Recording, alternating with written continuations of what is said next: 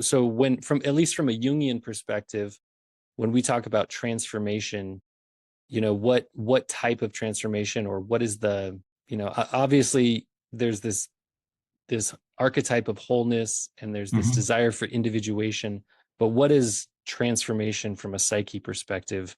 What does that look Yeah. like? Yeah, no, that's a very good question.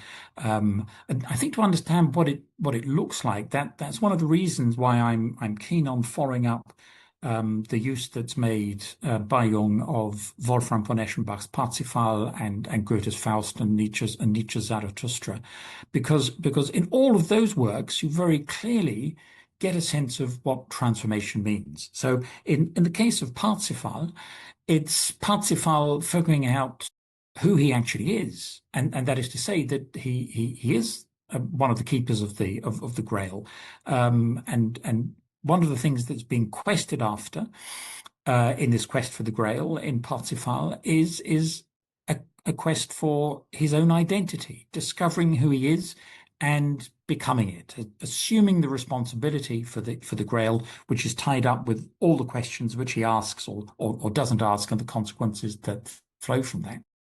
Same thing if we look at Goethe's Faust. We start off with um, uh, Dr. Faustus there in his study, basically going through a kind of midlife crisis. None of it seems worthwhile anymore. He wants to understand what actually is going on in the world.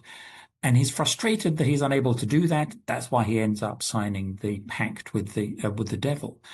And this takes him then on a series of journeys, a series of adventures, which at the end of part two culminates with Goethe giving us a view in very Dante-esque terms of what the afterlife looks like, and his final ascension right up to das ewig Weibliche, the eternal feminine. So that's a head of a big journey from frustrated academic to this mystical experience. It's presented in mystical terms by Goethe at the end.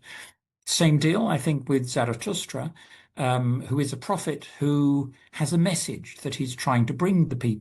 The message about the Übermensch, the Superman, the message about eternal recurrence, and he keeps on failing to do this. And so we have different books.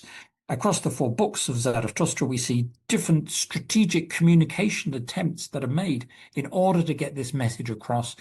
And it is also Zarathustra's own transformation from being just an ordinary and everyday prophet to the prophet of the Übermensch who has safely delivered the message.